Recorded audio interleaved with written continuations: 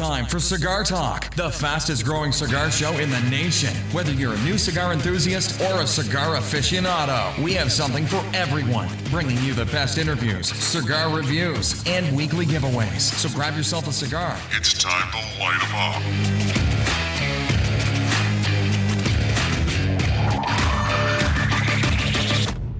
Welcome back to Cigar Talk. I'm your host, Rob Jones. We have co-host Bryant Falconer in the studio. How you doing today, Bryant? Hey, man, I'm doing good. Nice, man. So how's your week been? Hey, good week. Long week, but good week. Yeah, mine's been kind of long, but next week's going to be longer. Why is that? Because the week after that, I go on vacation. Oh, yeah, you're looking forward to the week after. Yeah, it's like every day you're just like one day closer, one day closer. Yes. When does it end? And then you get there and you're, yes. Finally. So, anyway, let's talk about what we're smoking. Hey, man, I started off the show in the beginning smoking the McAuliffe Reserva. Oh, yeah, that's a great smoke. Yeah, bottom of the barrel. The beauty part of the humidor, you get down there and you're like, oh, man. Yeah. I'm here. Right. And that's, people don't think that I do that, but I do that. It's like you smoke your regular cigars and then you smoke your subprime regular cigars. And then you smoke the premium of the premium because it's like, I don't have that knockoff stick or whatever that I could smoke to get me by. So I'm going to have to smoke the Reserva. Yes. And then it's like worth the wait. It is. It truly is. Because you get that stick and you're like, oh, I see why it's at the bottom of the humidor. It gets down here. It gets to age a little bit more. Oh, those flavor profiles start to come out a little bit higher. And you're like, oh. Well, I'll tell you what's funny. Last night I was smoking and me and Tim were talking. And I went to the humidor and I really wasn't paying attention to what cigar I got. Got you. I pulled it out. I came over here to cut it. And I realized it was the Padron 80th anniversary. Ooh. And I was like, no, I'm not smoking that right now. So I put it back. Yeah. You know what I mean? Got you. I was like, that cigar is not even supposed to be in that drawer. But it is. Right. So that's what I smoked today before we did the show. Yeah. And so now I'm smoking another, beauty. Yeah. Aladino, baby. Aladino Corojo Reserva. Great freaking smoke. Oof. I'm a big Aladino fan. Me too. You got me on them. I'm stuck. You know what? I haven't had one that I don't like. Not yet. The construction's been spot on. Mm-hmm. Been really happy with this Aladino line. Taste profiles, the look, everything about them, man. To me, dude, I think it is just old school quality construction. You know what I mean? It's like you don't have the frilly band. Mm-hmm. You don't have the marketing. You got the basics. You have back to the basics. Yeah. And everything, they put all their money and all their attention into the quality of the stick. Yeah. And that's what you get. And that's the beauty of it, man. I was on that podcast with John Witherspoon. And that lonely show. Yeah. And he said that he started smoking Aladinos because of us. He heard it on the show. Awesome. And he's like, the way we talked about him, he's like, I gotta try this, man. And he said he fell in love with him. He fell in love with him. Them and the McAuliffes. He said he fell in love with him, man. Yeah, he told me that he'd found some McAuliffes. Yes. It's just the beauty of it, man. When you find when you find those diamonds in the rough and you just stay with them, you're like, and then they never disappoint you. Right. Never. You're like, Well, speaking of McAuliffe, which is our sponsor. Almost definitely, man. It's what I love about what we've done over the last year or so is we've built relationships. Oh, yes. With so many cigar smokers. Mm-hmm. So many brothers of the leaf, sisters of the leaf. And it's awesome when we get to have those conversations about what we have as our sponsor, McAuliffe. And what I mean by that is guys are like, dude, you were not messing around when you talked about the McAuliffe Medallia, the Riata, the Experiencia. Mm-hmm. They're just blown away. Mm-hmm. And it's like, dude, I'm being serious. You know what I mean? Yeah. It's just, like I was explaining. If it's a cigar line you haven't tried, You need to try it. You are missing out you need to try on it. an amazing You need cigar to try it. company You need to because try it. these guys make cigars that are affordable. We always say 4 to 42. You like to say faux. Faux. But, I mean, the reserve is $42. Yes, sir. You smoked that before the show. Do you think that's a value at 42? Worth it. It's exactly. worth it. It's worth it. And that's where I get where when you say 4 to 42, it's a value at every price. Yes. Even at 42, it's a value because that cigar, and I will say this, the more you smoke it, the more you appreciate More it. you appreciate what it is, man. I'm serious, bro. And then please forgive me, John. It's Whitfield. Yes. It's Whitfield. But in talking to him and seeing how he was excited about the sticks, the Aladino, the McAuliffes, and his understanding that he got it from listening to us, it humbles you. It truly humbles you because you understand that what you're saying has some form of impact on people. So that's why we fight so hard to make sure that we're giving people quality information. Yeah. You know, it's just me and Rob sitting here talking. And by no means no. do we ever claim to be experts. Yes, sir. Yes, sir. You know what? I admire someone who has the knowledge that too. experts have. Me too. But at the same time, I can tell you this, I'm enjoying the journey. Oh, yeah, and that's what it is, that journey. You know what I mean? And the thing, I will never be the master of cigars, but I will have a lot of information. Most definitely. And most importantly, it affects my experience as a cigar smoker. Oh, that's the thing that I want people to understand. In the end, it's a journey, and you will never, never reach the end of that journey. But the ride. Oh, the ride. The ride. That's what it's all about. The ride, you know, baby. Yeah, the ride and the community. I mean, if it wasn't for cigars, there's no way I would have friends all over the country. Tell the truth. No, all over the world. All over you're the talking world, about right. Smith-Face in Australia. Yeah, and I mean, all over the world. The community that we are a part of is really a blessing. Oh, yes. You know, oh, yes. and there's all walks of life. So anyway, before I get all gushy-eyed over here, teary-eyed. no, but you know, it's just such a phenomenal opportunity for people in all walks of life to come together and have a brotherhood. Oh, yeah, because we got something basically in common. When you go down to the basics, we have that Isn't stick. it funny that it's cigars? Oh, yeah, that stick. I mean, if you look at the big picture, the cigar is the tool of bringing people together. Yes, sir.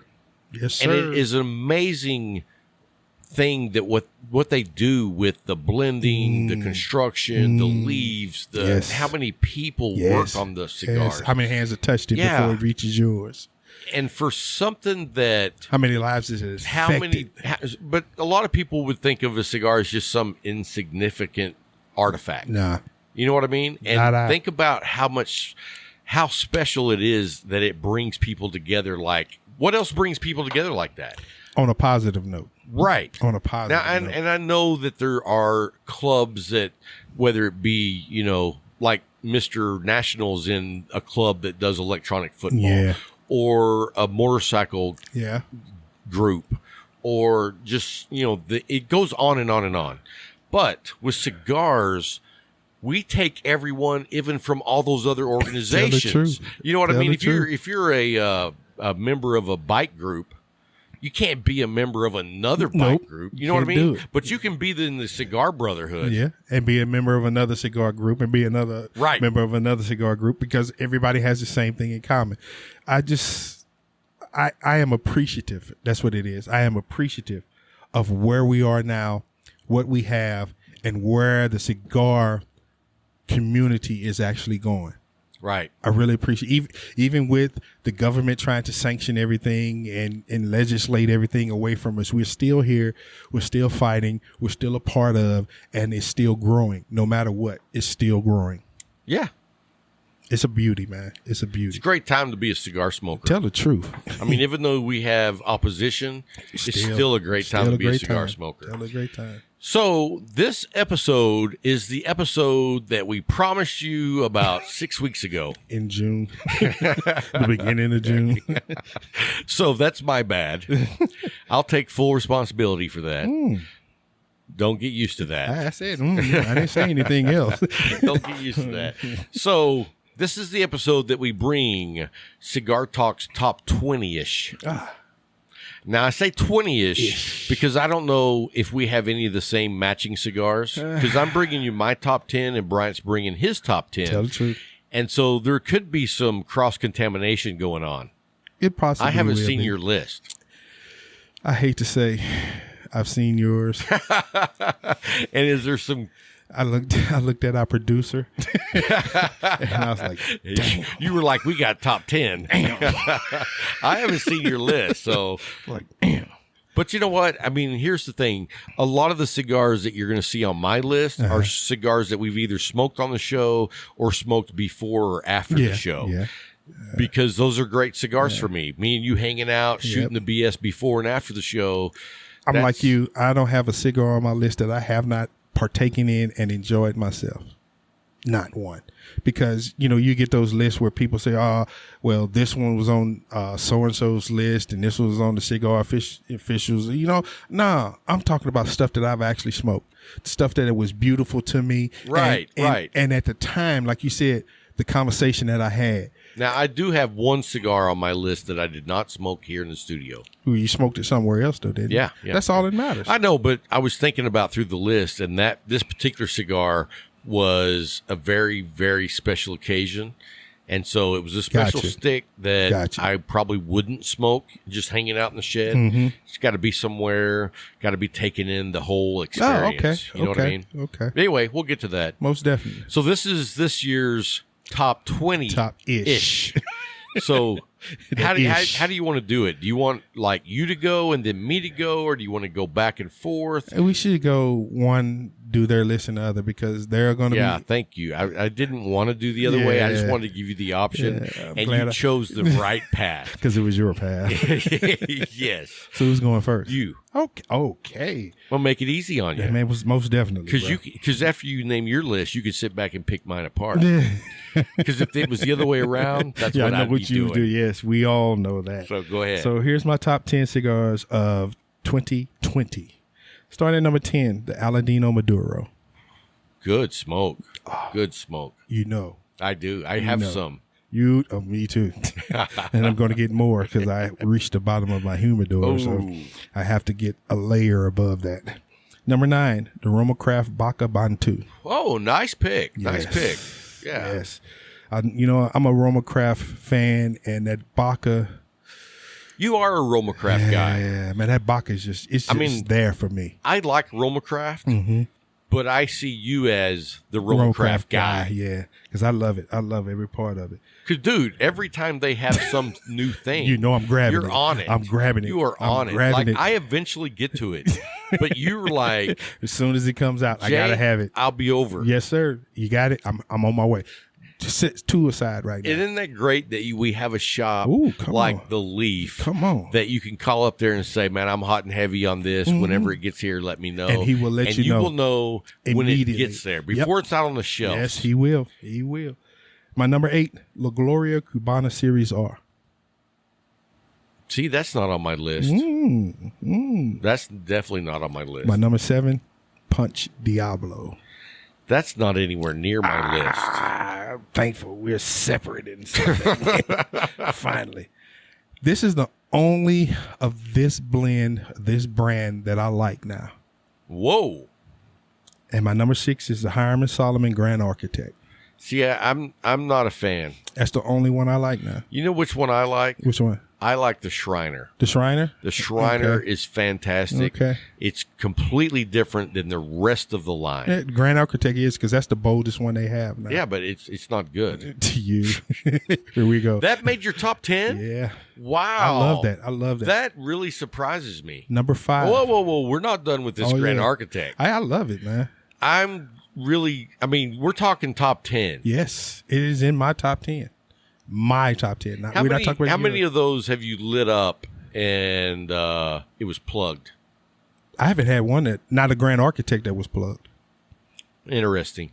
I haven't had one. Very interesting. That's all I got to say. Don't tell me that, because if I get one of my... You know what? Next time you get one, you're going to be like, you jinxed me. You jinxed me. All right, go ahead. My number 5, It's what I had earlier. The McAuliffe Gomez Sanchez. Now, are these Reserva. in order? Yes. Okay.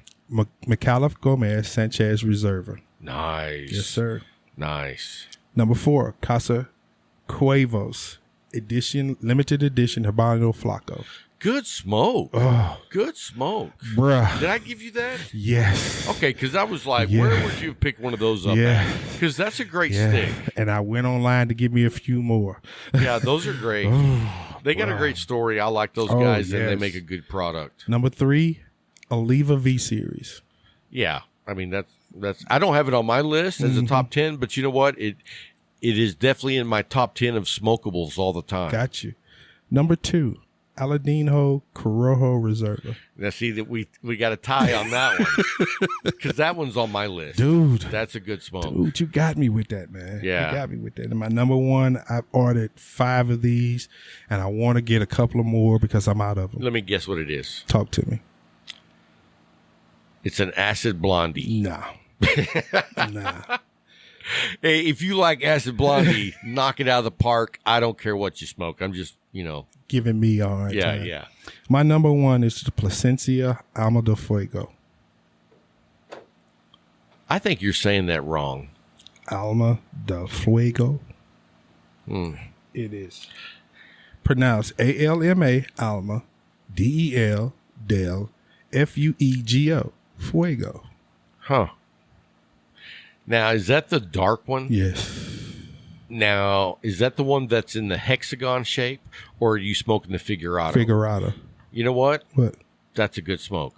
It took me a minute to remember which one that is, but it's really dark. It is It's delicious. a really leathery, rough wrapper. And matching it with that Woodford Reserve, that bourbon, I can sit on my back porch and grow to 95 Now, years old is just that smoking that. in your top 10 or Yes. is number 1? Number 1. Oh, in it my is top number 10. 1. See, Yes. you did better than me because I'm just giving mine in a random order. He's just giving us 10. I took the time to grade mine. Let me tell you guys, you don't know how lucky you are to have Mr. Bryant Falconer on this show because then you have like some semblance of order. There's an order when Bryant's on the show. When it's just me, So you just get what you got. whatever you get, take it. That's my 10 for the year. All right, so like I said, no particular order. I just think that if you want to smoke a good cigar, any of these top 10 will be either, are going to be lights out, Gotcha. amazing Gotcha. cigars. Gotcha. So it could be any occasion. And I got to turn over here because I have mine written on a big board over there. Because if he didn't, he wouldn't remember. Yeah, I wouldn't. There's too many good cigars out there to remember. But I'm going to say for my first pick was Alec Bradley Fine and Rare 2019. Did you smoke that? Yes. Dude, that was a smoke. That was a great smoke. And for your guys' entertainment, Yes. we've got Mr. Bradley from Alec Bradley joining us for the interview today. Yes. So you're not going to want to miss that. Anyway, I think that is a phenomenal cigar. yes, it and you know, is. the funny thing is, Paul smoked it and didn't care for it. And you know what that made me say? Paul, you are not a good cigar smoker. You don't know what you're smoking, bro. Yeah, go back to your woods. Get it. Did you see how you put that backwoods in there, that pun? Right, Go right. back to your woods. So anyway, my next choice is the Viva La Vida Torpedo. Oh, yes. Yes. The Viva La Vida. We have the sign, the ashtray. He's a Viva La Vida man. Dude, I got the wall Yes. poster. I got the sticker right here. I got the ashtray. I've Had got a the hat. ball cap. Yep. I've got stickers. Yep. Viva La Vida, you got him. Dude, You got yeah, him. I'm on that bandwagon. Yes, sir. I really Yes, am. sir. So next, I'm going to go with the McAuliffe Reserva. Hey. I know. Both lists. Yeah, I mean, to me, that's the cream of the crop. Yeah. Yeah.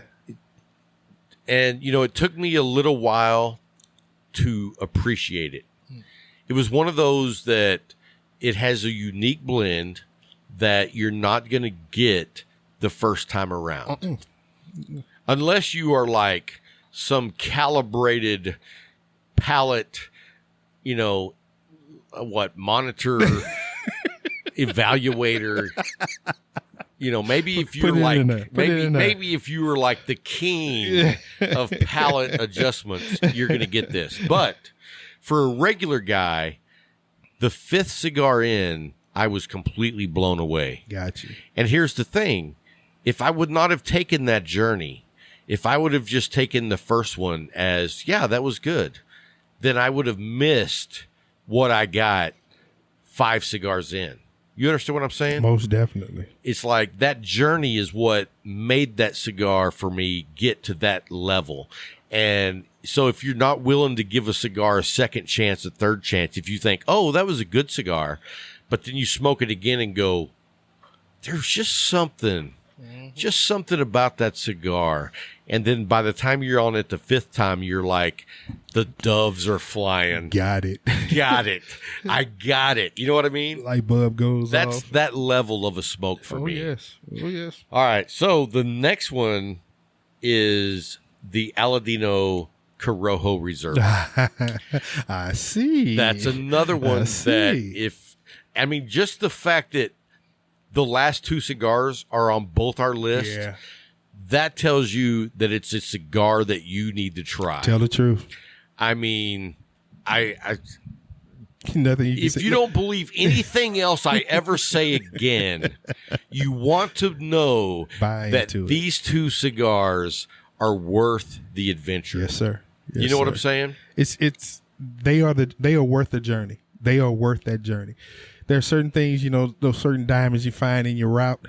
Right. And these 2 are those diamonds you find in that route. Absolutely. Yes, sir. Absolutely. Because you can find cigars that are much more marketed, that have marketing attached to the, roar of the crowd. Yeah. But with these cigars, it's way beyond that. Yeah, it's the quality. Yeah, it really is. It speaks for himself. All right, I'm going to move on here.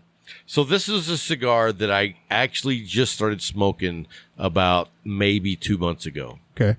And you're actually smoking it Right now. I have one right now. That's hilarious. I didn't realize you were smoking one on my top 10. Hey, well, you know what's funny is I'm smoking one that's on the top 10. So I smoked one earlier. I mean, we smoke some good stuff. Yes. I mean, we're blessed.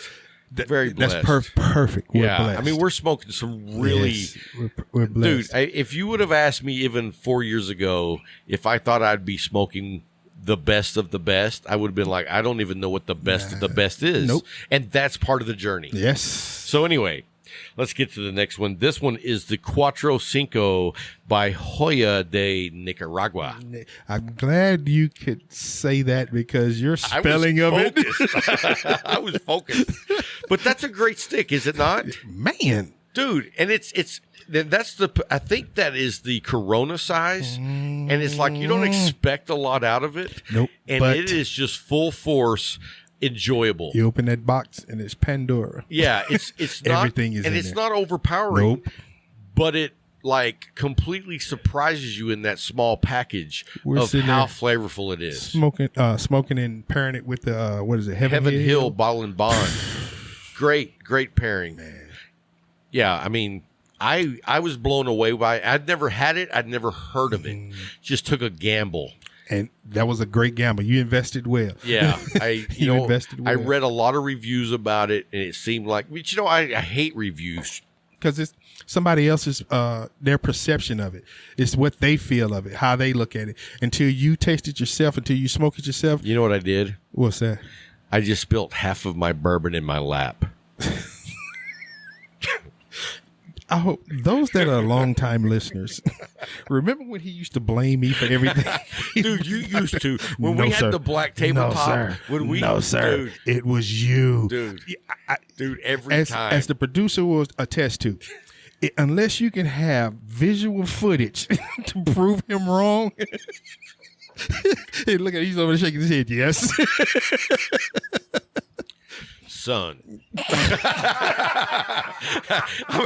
I'm going to play the sun card. Yeah, I quit. You know where you live, boy? Yeah. I'm sorry, sir.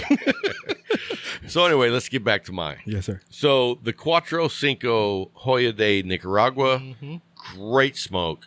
Highly recommended. Phenomenal. Yeah, phenomenal. So my next one, I mean, to me, it's a no-brainer. I don't understand how this cigar is not on the top 25 every single year. That tells me that whoever's doing the top 25, they're morons. Because if this cigar is not on it, then I can't trust anything else you say. You see what I'm saying? I got you. And it's the Padron 1926 Maduro. How could that not be on every top 25? Every list, every year. Until they destroy it or make something better. I don't even know how you could make That's better. what I'm saying. So until then, it's going to be on the list. Right. Now, I will say this. You know, Saka has a cigar they call the Unicorn. It's $100. I haven't. $100 is a tough pill to swallow for me for a cigar. But I would like to try it once to see how it measures up to like the Reserva and the Padron 1926. Okay. But you also get yourself into a position to where if one cigar is not enough for you to get your overall value or experience, how many $100 cigars do I have to buy until the light comes on? And that's not a route that many should take. Right. Should take. That's correct. I'm not going to say I shouldn't take it. I'm just going to say I got to really be committed before I take the first one. Because if you take the first one, there's so many options that could happen. And one, you're like, okay, I didn't get it. Yeah. And I got to buy another one to see if I can get it. But then the flip side is, I got it, I loved it, and now there's $100 cigar floating around. You see what I'm saying? True. So there's a commitment to smoking that cigar. It has to be, yeah. For me at least. Because some guys I know they can smoke one and be done. Nah, well, that's not me either. Yeah. It's not me either. If it's something that really knocks my socks off, it doesn't matter. Yeah. And my thing is, I want to get everything out of a stick. I want to understand the entire profile. So when I smoke a stick the first time, I'm going to smoke it again because I want to see if I can taste something different or I can find something different. Right. And then after that, okay, if I find something different, I'm going to try it another time because the ride is what I'm looking for. Everything about the ride is the blessing. So I seek that ride. I want to know what is in here. And then I look at the reviews and I say, okay, well, they say this. I didn't taste that, but I got this and they didn't say that. So the next one on my list is my go-to. I mean, that doesn't surprise you, right? Not at all. That is your 100th. It will be. I can't even imagine how many of these I've smoked. If this show goes 10 years, every year, this stick will be on his top 20. You know what? You're probably right about that because I can't imagine me not having it in the top 10. Not having it twice. I mean, in order for it to fall out of the top 10, it would have to triple in price and me find now McAuliffe. Don't get no ideas about what he's saying about raising the price. But that to me is probably the highest value cigar on here. I got you. It's the McAuliffe Medallia. Like anybody didn't know. Right. I know that. But that being said, the thing about it is that is a superb smoke. And to be $10, it's not even $10. Nope.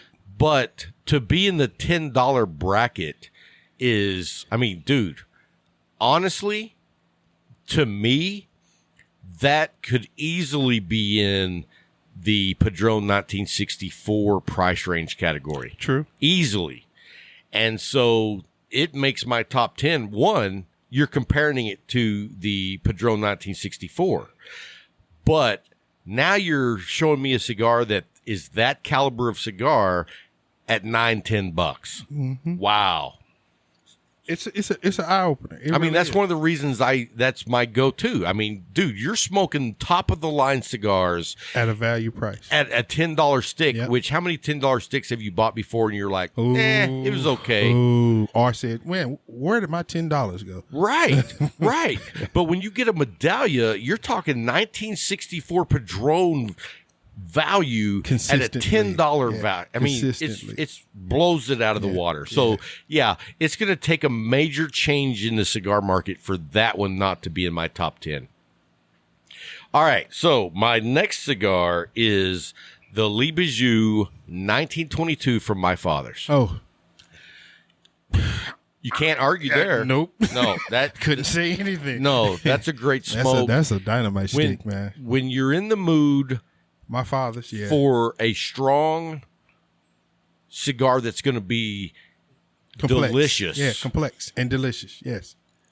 I mean, there's a lot of full-blown bodied cigars out there, but this one, you're still getting all that flavor profile that a lot of bold sticks just blow you out of the water and you don't don't pay attention to it. But right. With my father's, with that Le Bijou, they paid attention to the flavor profile, that roller coaster ride that we talk about all the time, and still it has that boldness that it will. And it's not for the beginner. Oh no! You need to be a seasoned cigar smoker before you enjoy one of these. Yes, you need a few years up under your belt before you start trying to talk to that one. Yep, absolutely. So anyway, my next one on the list is the Perdomo ESV Sungrown.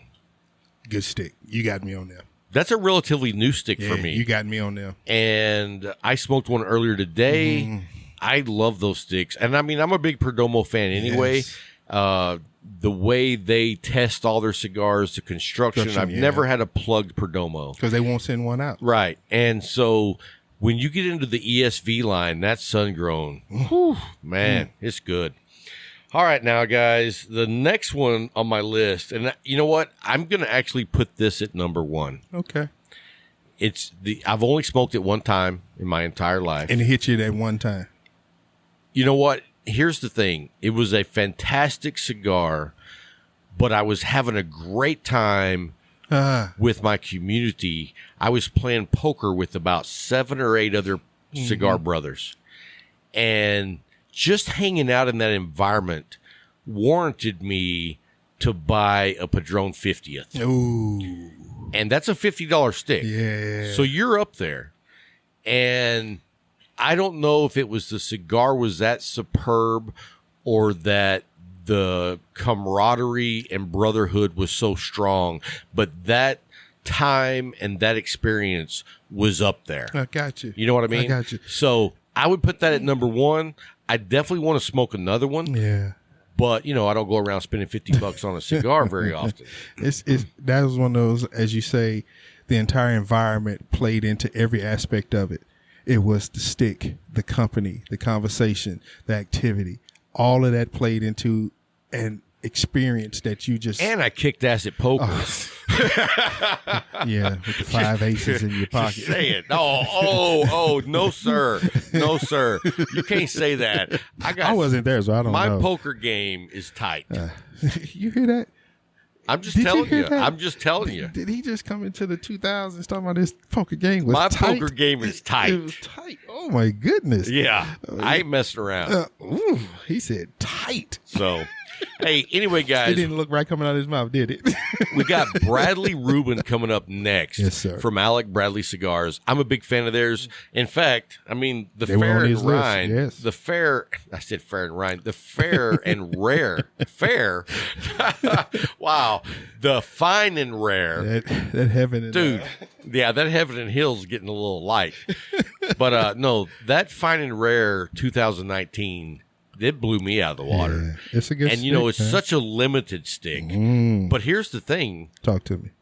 So Alec Bradley is releasing, I want to say, and you'll have to listen to the interview because I don't remember, but it's either 500 or 5,000 boxes. And what they're doing is they're doing a box of 25 Fine and Rare from the best years that they've been made. And they're doing that for 4 years. And then they're doing a 5th stick that like encompasses all of them. So I'm excited to see that come out. I hope Jay gets it. Yeah. I hope Jay gets it because I'm gonna grab a box. Yeah. Well, no, you can't. Well, I mean, yeah, you can grab a box. That would be 25 cigars. Yeah, I'm gonna grab a box. So it's either 25 or 50 cigars. But anyway, it's pricey. I don't care. Okay. Because I would think that would be one of those things where we would go in together and split it. I would. We know how you split.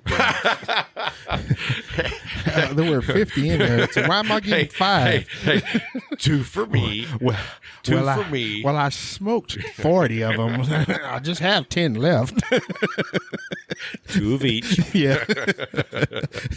So anyway, we should definitely look at that. Yes, sir. Anyway, we got Mr. Bradley coming up next. So we'll come back after the break and we'll do our giveaway and then we'll tell you what's coming up next week. Yes, sir. So anyway, guys, we'll be right back after the break.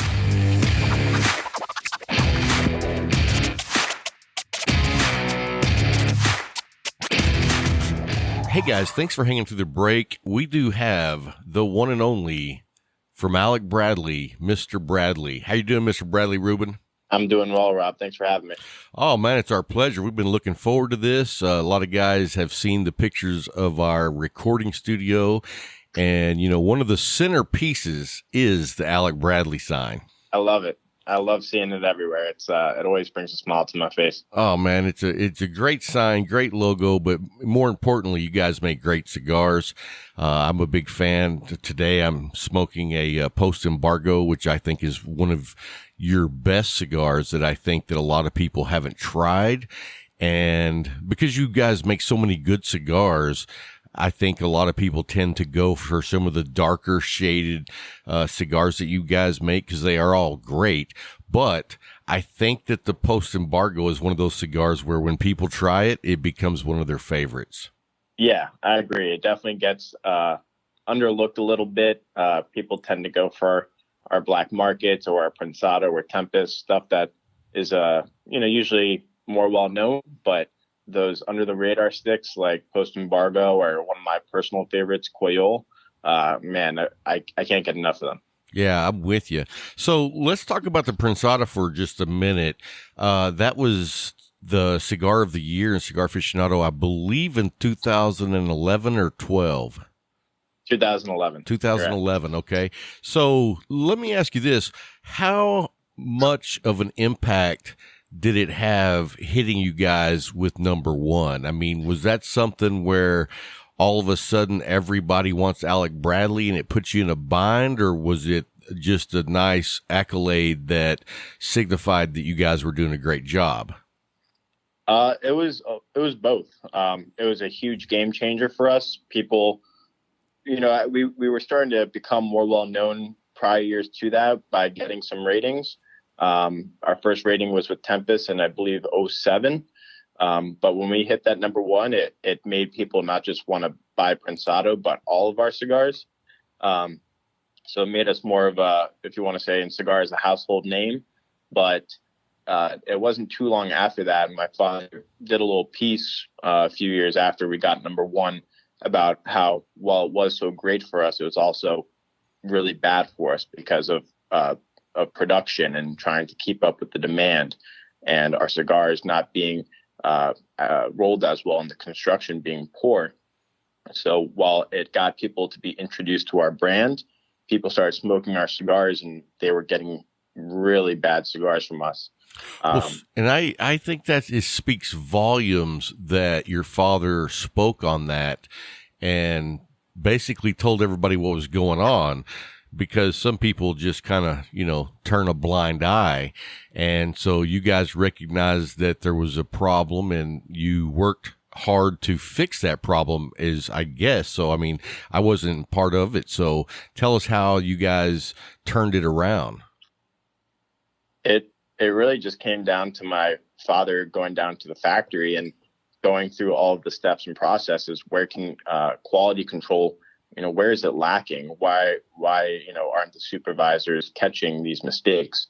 So it just became a complete rehaul of the factory and setting up the steps to make sure that cigars can't make it through the process without them being of, great quality. So, right.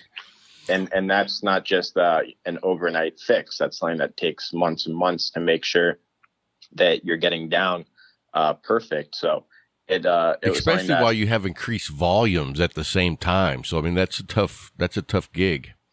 Oh, absolutely. So with the factory that Prensado was being made at, called the Raíces Cubanas, who makes a lot of our cigars that we're well known for, just like Tempest, and a lot of the cigars that we've gotten rated in Cigar Aficionado mainly come from that factory. People are trying all of our rated cigars and not getting what they should have. So right. it took my father quite a long time to get those bugs fixed, but eventually he got it down. And I think people sometimes can have a short memory, and were willing to pick us back up again and try to see if our quality got better, which it did. And then you always have those people that will say, Alec Bradley doesn't make good quality cigars and I won't smoke them again. But all you can do is try and move forward and continue to make better cigars. Yeah, it's funny that you say that, because I've been on some online forums in the past, and I have actually seen some people, and let me tell you, if you go to Reddit, I don't know if you've ever been on Reddit, but Reddit is the most vicious crowd you can go out and talk to.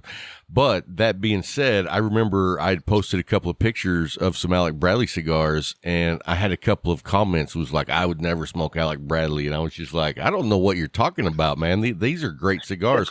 So it was apparently, like you say, someone who had that experience back in the downturn of what was the effect of having a number one cigar, and that person can't let it go. You know what I mean? And because I have never had a bad experience with Alec Bradley cigars, and so I think you guys have turned it around. I never was one of those people that had a bad experience with your cigars, but it's funny that there's still a few people hanging on to that. And I mean, if they don't want to give you another shot, then that's their prerogative. But as far as you guys, you've done what you had to do, turned it around, and now you make quality construction cigars, and I love the blend. So I think that your dad coming out and addressing the issue publicly was a huge step in the right direction, and it looks like he solved the issues to me. Yeah, absolutely. And also we deal with a handmade product. Nothing is right. And I tell everyone that if someone gets a bad cigar sitting next to me, I'm like, well, it's handmade and, people. So that's one of the romances of cigars is it's a handmade product. And every once in a while, you're going to get one that's not perfect. Correct. And it doesn't matter what manufacturer it is. Sometimes you get a cigar that doesn't burn well. The construction isn't amazing. The draw is too tight. It's too loose. It happens to everyone. So it just depends on the type of person that's willing to hold on to that experience and absolutely not try to cigars. Absolutely. And my rule is if I light up a cigar and it's plugged or you can't smoke it, I don't mess around with it. I just toss it out and light up another one. Life's too short for a bad cigar. And when you toss it out and move on, you don't even care what brand it was or, anything. It's just like, I'm going to enjoy myself a cigar. So that's what I do.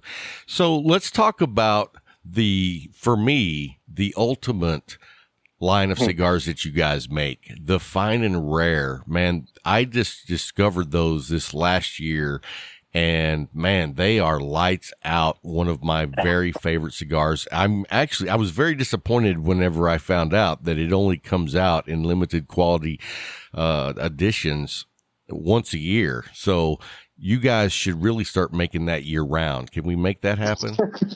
I don't think we can make that happen. I don't think my father would go for it. But it's something that people say all the time. Man, they would love if these things were around all year. But just with the tobacco that we use and the time that it takes, it just doesn't make sense. But yeah, man, it's a special cigar, and every release, I myself am excited for it because it's my father's baby. It's kind of his thing, and how it comes out is really on him. And I just stick around for the ride. Yeah, he really knocked it out of the park with this one. And if you haven't had it, guys, when it comes out, it usually comes out like in late November, December. Is that right? Yeah, that's correct. End of the year usually. Okay, if you get a chance to pick up an Alec Bradley Fine and Rare, dude, you got to check it out. It's one of my all-time favorite cigars. So let me ask you this: how did your father originally get into the cigar industry? So before my father was working in cigars, before he started Alec Bradley, he worked for my grandfather, and they made nuts, bolts, screws, hurricane fasteners. You could see hurricane fasteners would be a big business down in Florida. And then my grandfather back in the day had an accident and he fell and hit his head. And so my father had to take over for my grandfather running his business. And eventually he sold that company and was trying to figure out what he was going to do with his next in life. And one of his employees said that you come every day to work smoking a cigar. And it seems like you really love cigars. And it was really just that one person that said, hey, yeah, maybe you should check this out. And then it was about a year or two later that he started Alec Bradley. I was born in 95 and he started in 1996. So just a year after I was born, he started, and it's just been, a series of good and bad decisions for my father ever since. And now we're coming up on our 25th anniversary next year. Wow, that's great, man. That's amazing. So let me ask you this. How old is your brother? So my brother's 28. Okay. So he's a couple of years older than you. Yeah, 3 years older. I got you. So that's where the name comes from. So everybody who thinks that Alec Bradley is the owner of the cigar, it's actually the two sons' names put together. I didn't even know that. So, and I'll tell you, it's really funny because I was reaching out trying to get a hold of you guys, and I actually talked to a Alec, same last name, and he was like, I'm not the guy. Do you know this person? So I'm actually the one that runs our social media. So, a lot of the times people are reaching out and, I'm always back there answering, and every once in a while, depending on what the question is, I'll reveal that, I'm the one that they're talking to, and they're like, oh my gosh, I'm talking to Bradley. And some may know who I am and some may have no clue. Well, this guy that I was talking to was Alec Rubin, but he wasn't part of your family. Oh, so you reached out to someone named Alec Rubin on Facebook? Yes. Yeah. So my brother doesn't have social media, so so I'm sure that this Alec Rubin probably gets hit up every once in a while. Well, he apparently he smokes cigars and he's friends with a lot of people I'm friends with. So I just assumed, he's talking to the Coop and some other guys in the industry. Oh.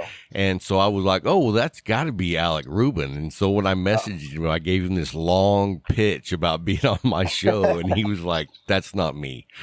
So that's Alan. That's the other Alan Rubin. And we joke about it all the time about people reaching out to him. And when we see him at the trade show, Alec and I call him our father all the time. Oh, so you know this guy? Yeah. So he works for another cigar company, and he's always on the other shows, commenting, and he's always very involved. So he's a super nice guy. Yeah, he was super nice, and he was like, that's not me. And anyway, I was like, so sorry to bother you. And then I found you, and then we chatted for a little bit, and you said, by the way, this is Bradley. And I was like, oh, very nice. Cool. Yeah. So you do all the social media work for Alec Bradley Cigars? Yes, I do. And how long have you been doing the social media? For about almost 2.5, 3 years now. I started working, when was it? 2017, right before the trade show that year. So it wasn't too long after that I started running our social media. I see. So your dad started the company right after you were born, basically. So how was it growing up, with your father running a cigar manufacturer? I mean, I would assume that in the early going, it was probably not an easy task. So it wasn't like you were born into this family that already had this big cigar brand. It was like that you were growing up during the hard work of getting it to be a known cigar brand. Yeah. And my everyone talks about the big cigar boom in the 90s, but that was really the early 90s. So my father was really coming off the heels of the cigar boom, and he didn't have that time period to grow the Alec Bradley brand. He was coming up after that. So a lot of, being young, my father was traveling a lot, going down to the factories, just trying to get production. He had some kooky names for some of his first cigars. One of them was called Bogey Stogies, the best bogey you'll have on the golf course. Another one was, I think it was called Gourmet Cigars, all the flavor, none of the fat. So he had some. He was really trying, wasn't he? Yeah, and then he had some. My father's always tried to do things differently. So one of the first things he did that was unique to the cigar industry, which has been around for so long, was make a triangle press cigar that was called Trilogy. Okay. So he actually made the first original press he made himself. He went to Home Depot, got some wood, asked if the saw that they had that they were letting people use, if it cut on angles. And so he got the angles cut and put it all together and tried experimenting with himself for a triangle cigar. And, wow. And then he made the first one. So, or I'm sure the only one. So do you guys still have any of those cigars tucked away in a humidor somewhere? So I'm sure my dad does, and I know Alec has found some. Yeah. I've only smoked because after we made them the triangle press, we also made them round, a Parejo size, so just a normal circular cigar. So I've smoked some of those, and I do have one triangle press cigar, but I've yet to smoke that one. Yeah, that's one of those that you don't want to smoke because once you do, it's gone. Exactly. Yeah, I've got some of those in my humidor. Not one of those, but I've got some of those that it's like, don't really want to smoke that. But I'm not a long-term saver anyway. Whenever I'm in the mood, that's when I smoke it. I like to hear that. It's like when I bought up so many of those fine and rares, I was like, I'm gonna really space these out and save them, and I think I smoked all 4 of them in a week.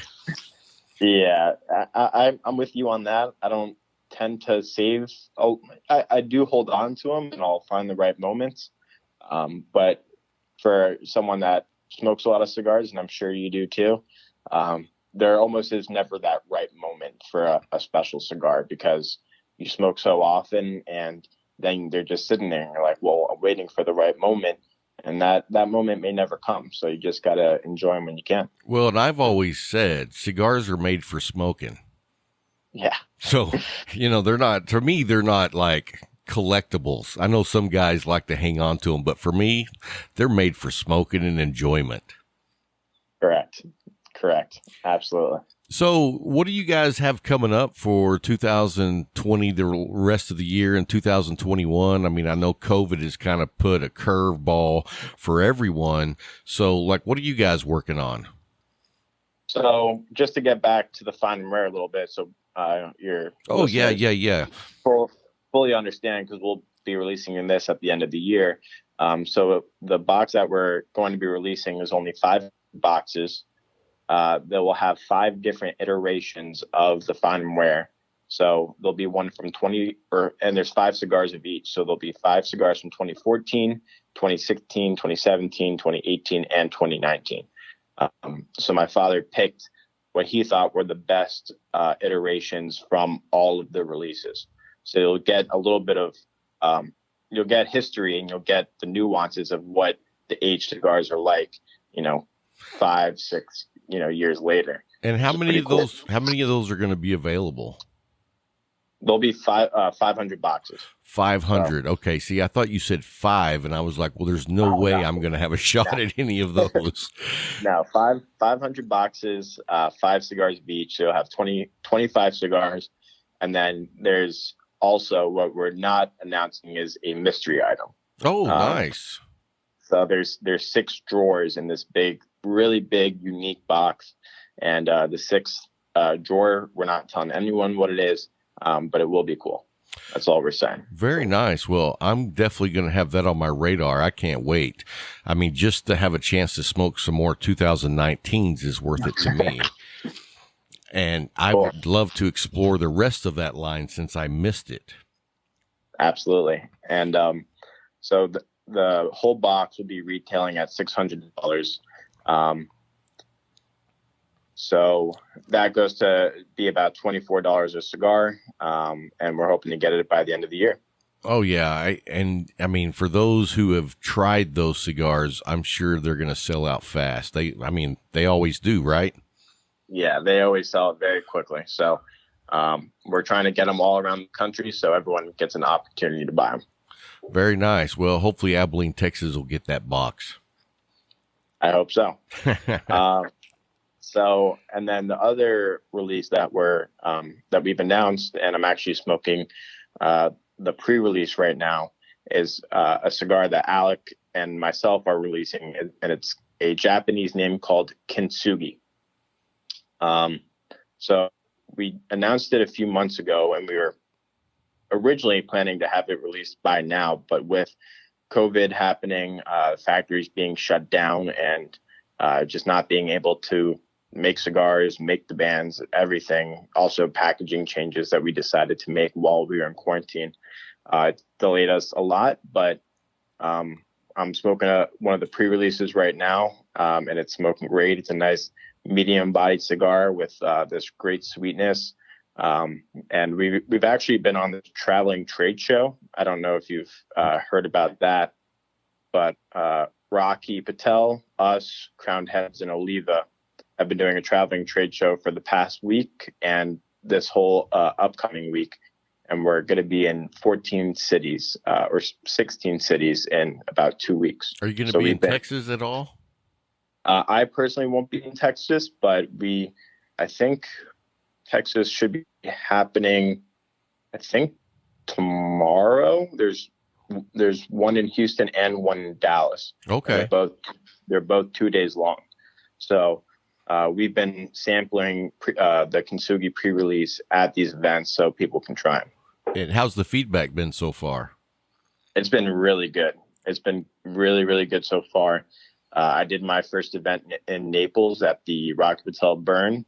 And so that was the first trade show and the first time that I got to smoke the newer production of Kintsugi, and it's been great feedback so far. So I think people will really like it. Awesome. So how's the trade show, the traveling trade show? How's that been working out? I mean, you guys have been going to some different lounges.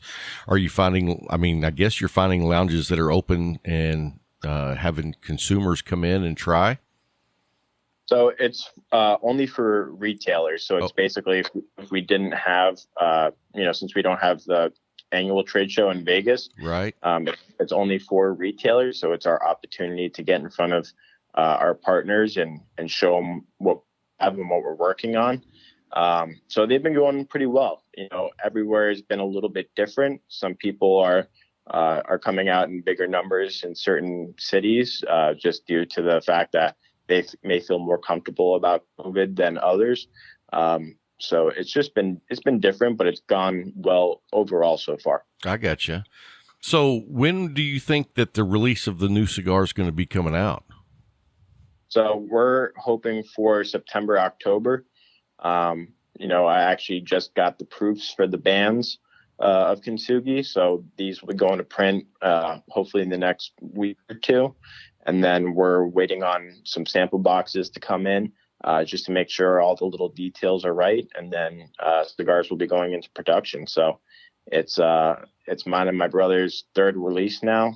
So we're really excited for this one. Very nice. So let me ask you this. How are you guys handling the changes coming up in August with the FDA? Is that very much of an impact on you guys?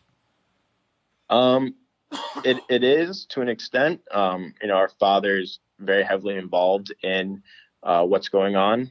He's been to DC multiple times, fighting for the fighting against regulations for the industry. Luckily we've been around long enough that our history has provided us with plenty of grandfather blends and the ability to make sure that none of our cigars will be discontinued because of that. But it's not just about us. It's about the whole industry. And while in theory you go, oh, well, if our if our competitors aren't around, then, the more business to us, but we don't want to see anyone go away because, there's no reason for anyone to be regulated, and no company should be affected by the FDA coming down on us. So it's really important that we try and keep everyone in business and keep this industry alive. Yeah, we're big supporters of Cigar Rights of America. We encourage all our listeners to join because we want our voice to be heard. And if you want to get me riled up, then we start talking about the FDA. So I'm not going to hang out on this subject too long. But, just like you said, we don't need regulations in the cigar realm because, I get they don't want kids smoking cigarettes. But other than that, I mean, I'm like, you know what? If I want to smoke a cigarette, which I don't smoke cigarettes, but I'm an adult, I should be able to do that. And if I want to smoke a cigar, I should be able to do that. So that's about my political stance there is I'm an adult. Let me do what I want. Yeah, absolutely. So what do you guys have coming up in 2021? I mean, are y'all planning that far out yet? Yeah, we try to plan as far ahead as we can, but unfortunately, it doesn't always work out that well for us. We always say we want to do this and we want to do that, but things move very slowly in this industry. So, yeah, we have some brands that we want to come out with, and we're already starting to work on them. But my father and myself, we're very detail oriented, and we may get down to the finished packaging, and we may look at it and say, scrap that, let's start all over again, which has happened to me twice now on mine and my brother's own releases. So I got you. We always have stuff in the hopper. We just hope that we get it done in time. Right. So where's the factory located? So we work with 3 different factories. Our main factory is in Honduras, in Donley, called Raíces Cubanas, which makes Coyol, Prensado, Tempest, the Lineage. It makes fine and rare. That's kind of our main factory. And then we work with 2 of Placentia's factories, one also being in Honduras and one being in Esteli, Nicaragua. Okay, very nice.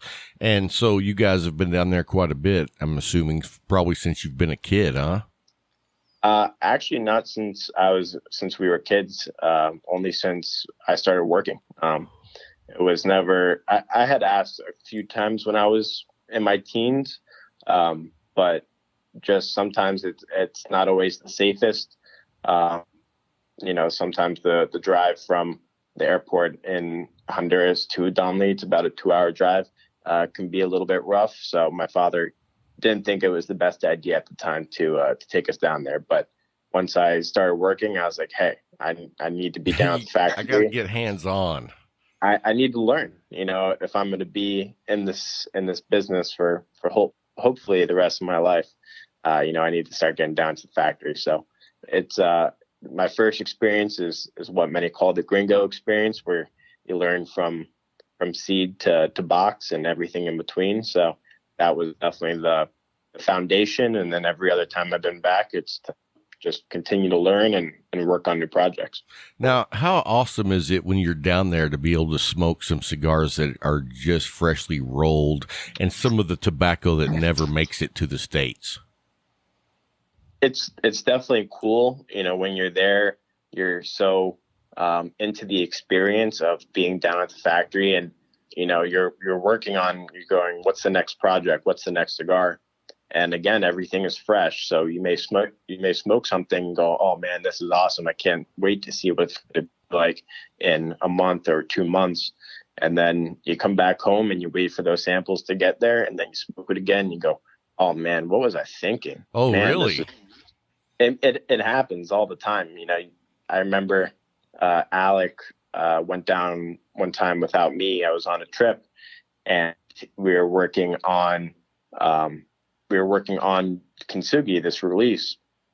And I remember him calling me when he's down there. He's like, man, I got 10 to 15 cigars, which, I mean, they're all awesome. I can't wait for you to try them.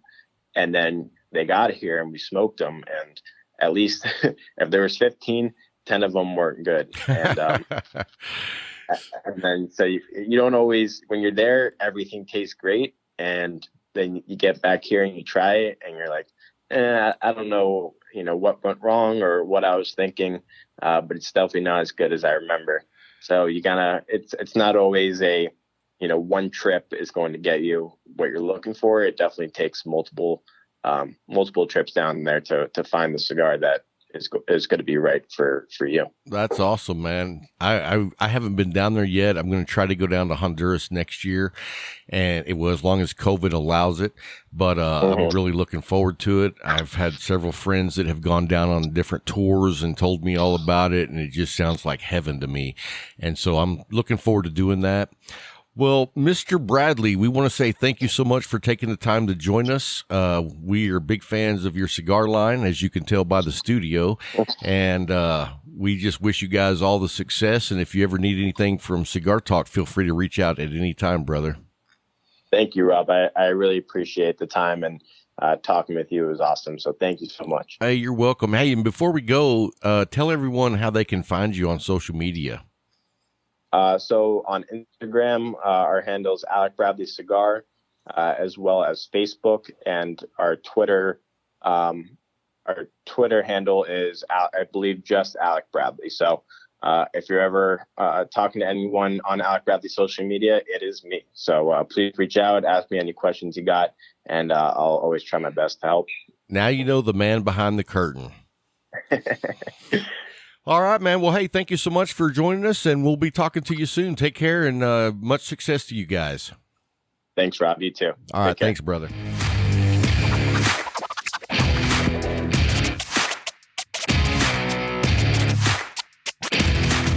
Hey, guys. Hope you enjoyed the interview with Mr. Bradley from Alec Bradley. It's actually Bradley Rubin. So I reached out to him, and he contacted me, and we talked for a little bit, and he said, well, I'm actually Bradley, because Bradley actually does all their social media. Yes. So that was pretty cool.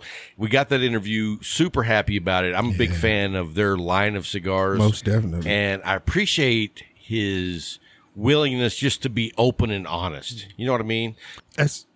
Well, and you go back to his dad coming out after the 2011 Cigar of the Year, and construction went down. Yep. And he came out and said, hey, man, this is what has happened. Here's what we're going to do to fix it. Open and honest. Dude, love that in any company. Oh. You know what I mean?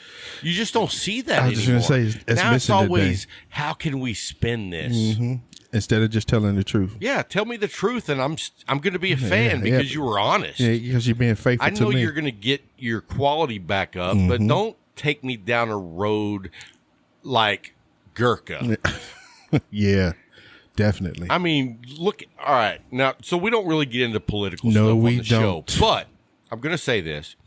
So Gurkha, the president, founder, whatever you want to call his title, said some anti-black remarks. Yes, he did. And then he said, my account was hacked. No, it wasn't. No, we know that now. But then he resigned. And it's like, dude. So if your account was hacked, why did you resign? Right. And so that's why I appreciate companies who are just willing to be honest. Yeah. You know what I mean? And first of all, you say something. Now, how dumb do you have to be to go on social media and make a racist comment and think it won't get around? And think it won't be detrimental to your overall existence as a company. Yeah. That's both ways. How do you expect anything in this world today where what you say is immediately across the world? Yeah. Immediately. How do you? It's not the shot heard around the world now. It's the text. Yes. It's the post. It's anything that you put on social media is now. And you actually have the audacity to believe that nobody's going to see it, nobody's going to hear it, nobody's going to have their opinion on it, and that your opinion is the only one that matters. Come on, you know man. what I think is funny? Here's what I think. What's that? And you know, I've never really been a Gurkha fan. No. That's true. You know, I always made fun of you because you did smoke some Gurkha. Yeah, until that.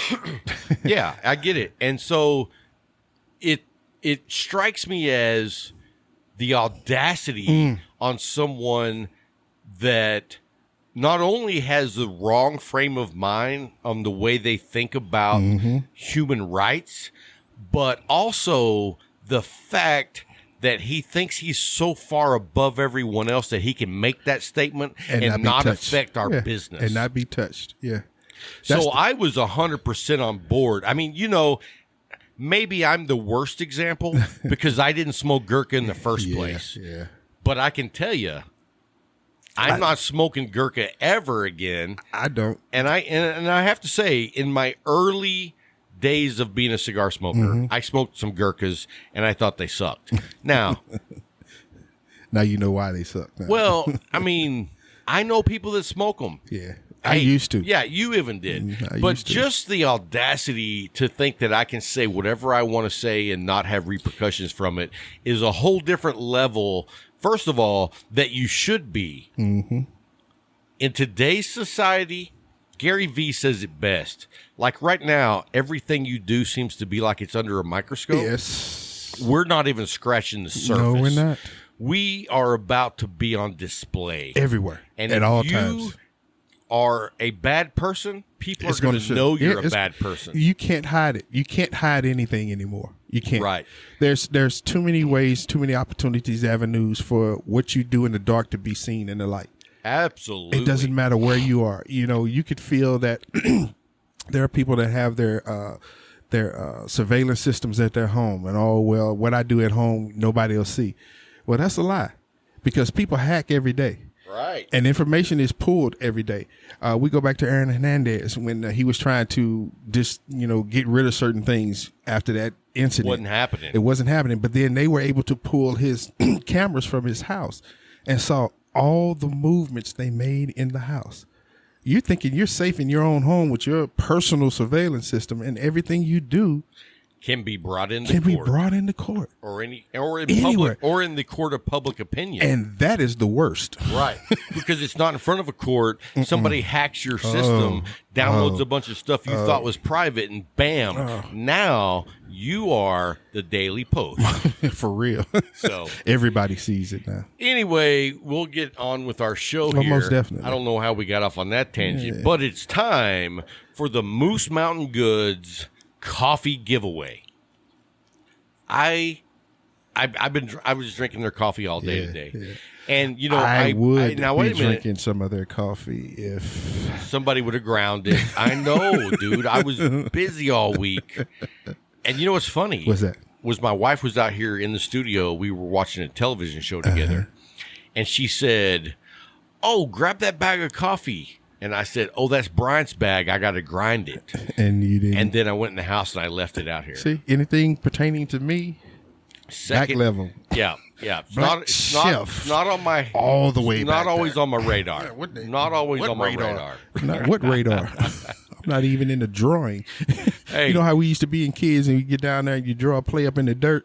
Yeah, and they just draw one spot for you. Yeah. Where do you want me to go? Just stay right there. Just stay right there. Yeah. Stay right there. I love drawing up plays. I can see it. I got real creative. And none of them No, some of them work. Some of them He work. says some. Well, I mean, if you are successful every time, it's because you're not going outside of what people think you will do. If they know that's what you're going to do, they're going to stop it. I remember in practice, man, we'd run the same play. No, sir. And if we couldn't get it, run it again. You're going to run it till you get it right. They kept doing everything they could to stop it. I got tired of getting hit. Yeah, but here's the thing. I get that. But what I'm saying is you do what you do that is successful, but you go outside of that comfort zone to try some things that you might not have known that would be successful. Oh, so you're talking about going outside the box. Yeah. I got you. Okay, I'm with you on that. I live outside the box. You don't have a box. That's true. That's true. You don't. Box doesn't. I burned it. Yeah, confines don't exist with you. That's true. You live outside that. What Moose Mountain? Moose Mountain Goods. So here's the thing. You guys see the pictures. Yes. I love Moose Mountain coffee. I love the Ethiopian. I really like the Costa Rican. Which one is that you got? Costa Rican. You haven't had it yet. Nope. You haven't had any of it That's yet. a reason why. There's a reason why. We'll get you there, brother. We'll get you there. There's a reason why. So anyway, I'm a big fan, and should be this upcoming week that I'm actually going to start working with Ben on coming up with a Power Punch dark roast. Yeah. I want to go, and I don't know what's going to be available. What I'm hoping is available is like the Ethiopian, the Guatemala, the Colombian. Those are some powerhouses that I would like to do a dark roast on. And I don't know, but I'm going to check on the Sumatra as well. Okay. Anyway, we're working on that. And so every week we do a giveaway. And how do you get in the giveaway, Brian? All you have to do is register. It's easy. Go to the website, register. Give us your name and your email address. Once you register once, you're in for every As giveaway. long as Cigar Talk is Exists, alive, yes. you'll be in a drawing. We'll never send you any of that spam email, that craziness. We don't. This is just for the people that take time out of their day to show us appreciation. We want to show appreciation back to you. So that's what it is. Yes, exactly. And you know, the thing about it is we say thank you for any level of support. Yes. Whether you're a listener, a Patreon, whatever it is that you do to support the show, we want to say thank you to you guys. And we want to give a special thank you to the Patreons who support the show financially. You know, it's a blessing. Yes, it is. And I mean, the Cigar Talk bills never quit coming. No, they don't. The replacement equipment never quits happening. So thank you for you guys that actually support us financially too. And that's one of the reasons we do all the extra content, whether it be video, audio, whatever it is, we put it up there for those guys. Yes, sir. It's just as a token of thanks. Yes. You know what I mean? Because in the end, it's all about those that walk with you. You want to keep them walking with you. Absolutely. You want to keep them walking with you. When you start running, you want them running with you. So you have to take care of your people. You have to. And that's the way we look at it. You are a part of us. You're a part of Cigar Talk. It is family, man. Yes. It really is. Yes. And yes, so- because without you, there would be no reason for us to be here talking on the radio. We'll still be sitting and there let me holding say these this. conversations. If you are not in our Discord family, you need to join up. Anybody that's a listener needs to be I don't even know how to tell you That's to join free up, too. but you can go look at our Facebook page, and there's several links that show you how to join. I don't know how to tell you directly, but dude, the relationships that we have with the people in that Discord is awesome. It's 100%. It's banter every day. It's talk every day. You know, just yesterday we had a brother of the Leaf whose son got COVID. Yes. So him and his wife and kid had to be quarantined. He is their only source of income. We put up a link, and people in the cigar community and our family donated money to pass on to his family. And That's what it's about. That's just to be able to be a part of a family that cares that much for each other was special. Oh, yeah.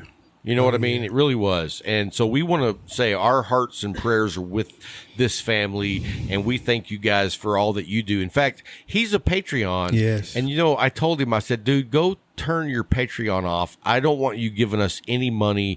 I want you to take care of your family. And so we set up this donation. It was not his idea. It was mine.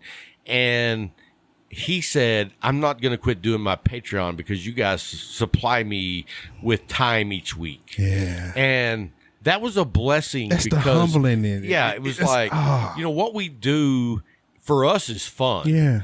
But if it gives you some enjoyment during your week, man, That's what it's about. that's what it's about. That's all it's and about. then to bring us together as a family and have other cigar brothers donate money, and I'm able to send him a check, was awesome. Yeah. It was really a blessing. It's a blessing, man. God is good, bro. Absolutely. So anyway, let's get to our winner. Yes. So our winner this week, and I don't know if I'm going to butcher this name, but I'm going to give it my best shot. Let me do it then. Okay. Hey, you think you can do it? Yeah. If you do it wrong, there's going to be holy hell to pay. There's no way I can do it any worse than you were trying to. That may be true. All right. When he pulled the name out of the list, he was like, no, that can't be it. Yeah, but I butchered it. I know. So, Mr. John Banholzen. Nope. What is it? There's no N. Holzer. There you go. It's John Banholzer. So, John Banholzer, Hey, congratulations. Most definitely. you're going to get coffee. So what you got to do is send me an email, and in the subject line, it needs to say Cigar Talk Winner. And then in the body, put your name, address, and if you want whole beans or if you want ground, and they'll take care of you. They'll get it shipped out in a couple of days. And so anyway, when you get your coffee, send us a picture of you smoking a cigar and enjoying the coffee, man. We'd appreciate that. We'd like to post that on our website and just have, and we'll probably make fun of you at least once, but it will be like in a loving way. In a loving most definitely. way. It comes as a family. You know how we do that. Unless you're just really, really ugly. I'm just messing. You got me, man. I snorted on the radio. So, anyway, guys, that's going to wrap it up this week. Next week, we have Echelon Cigars going to join us. I'm looking forward to that interview. I'm a big fan of their cigars as well. So, hey, hope you enjoyed the show this week. And until next time, keep smoking.